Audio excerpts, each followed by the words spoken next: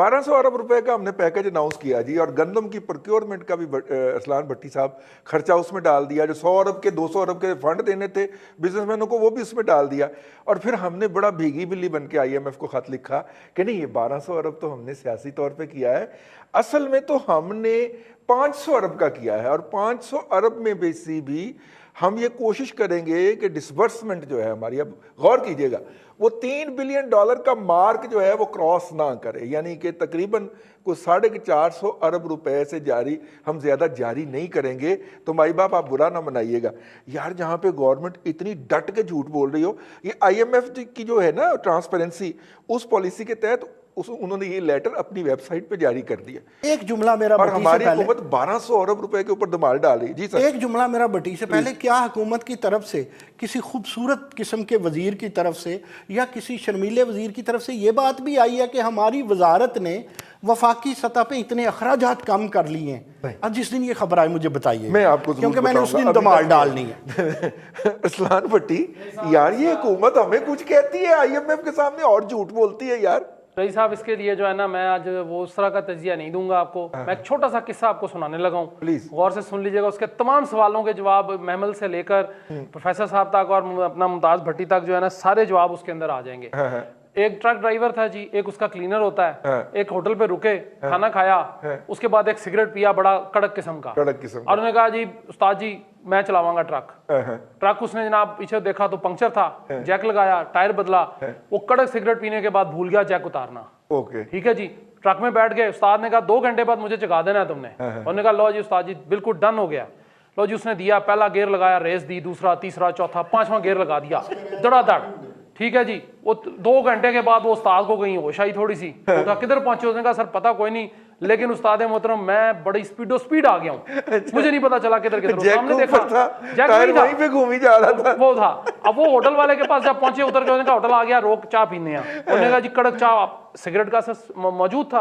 उन्होंने कहा जी कड़क चाय दे दे। उसने कहा जी कड़क चाय उन्हें छोड़ो, उसने 5-7 उसको तबर्रे सुनाए। उन्होंने कहा ये धुआं मार मार के सारा होटल भर देता जे, और ट्रक नू जैक ते थल्ले लाओ तो फिर चलाओ। तो हमारी हुकूमत का वही हाल है कि ट्रक उन्होंने जैक पे खड़ा कर दिया है। अब वो रेस दिए जा रहे हैं, कंडक्टर साहब भी, क्लीनर साहब भी और ड्राइवर साहब भी, चले, लेकिन वो चल नहीं रहा। जी ठीक है। और आपने हमें किस्सा सुनाया, हमें किस्से में डाला नहीं, वरना मैं और रजी तो गए थे और जिन्होंने ट्रक इनको दिया है वो भी खुद आगा खौफ करे। -1.5% हमारा GDP ग्रोथ रहेगा, ये तो हफीज़ शेख साहब ने फरमा दिया है। जबकि उनके हम नाम हफीज़ पाशा साहब हैं, वो कह रहे हैं कि ये 2.5 से 3.5 के दरमियान रहेगा।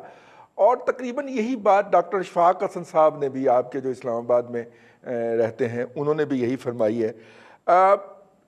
इस तरह के मैयर से क्या हम ये जो नेगेटिविटी की तरफ जा रही है, हमारी मईशत सकड़ाव की तरफ जा रही है, जिसे कहना चाहिए वो डिफ्लेशन की तरफ जा रही है, डू यू फील कि इसके नतीजे के अंदर कोई बेहतरी की सूरत पैदा होगी? देखिए, ये कहना बहुत मुश्किल है। पहली चीज़ तो ये है कि पाकिस्तान जो है, और ये वर्ल्ड बैंक वगैरह और इन सब की ये प्रेडिक्शंस हैं कि हम पिछले 68 सालों में पहली बार जो है हम एक रिसेशन की तरफ जा रहे हैं, और एक ऐसे वक्त पे रिसेशन की तरफ जा रहे हैं जबकि ग्लोबल रिसेशन भी होगा, जिसका मतलब है कि पाकिस्तान की इकॉनमी जो कि ऑलरेडी बड़ी स्ट्रगलिंग इकॉनमी थी, उसके लिए बड़े ही सख्त मुश्किलात के वक्त हैं।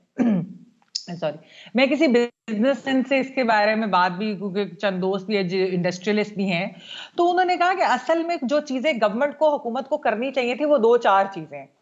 एक तो वो करते हैं कि स्टेट बैंक ऑफ पाकिस्तान जो है वो एसेट्स खरीदता प्राइवेट सेक्टर के भी, ताकि वो बैंक्स के लिए भी एक लिक्विडिटी हो जाती है। फिर जो एक बहुत इंपॉर्टेंट चीज थी वो ये होती कि अगर वो फेडरल वेज सपोर्ट दे सकते इंडस्ट्री को, और साथ ये भी कहते हैं कि जी ये 50% इसमें से हम सपोर्ट आपको तब देंगे अगर एक भी वर्कर, यानी कि जो डेली वेजेस की रोज बात करते हैं खान साहब भी और ये हुकूमत भी करती है, उसको आप फायर नहीं कर सकते, निकाल नहीं सकते। आप ये देखें कि कितनी डाउनसाइजिंग भी हुई है।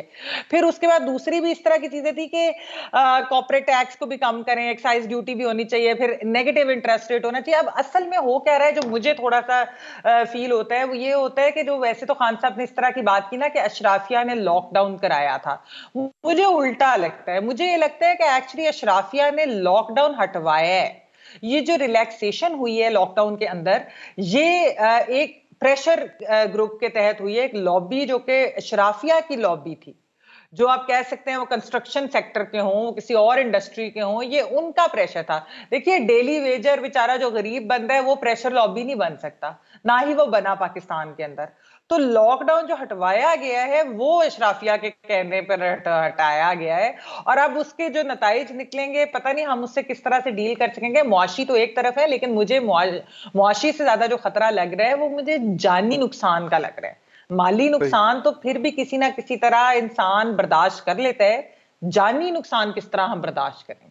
सारे ये देख रहे हैं कि failure of the government, failure of the economics and कोविड-19 हैव बीन इंटरमिंगल्ड।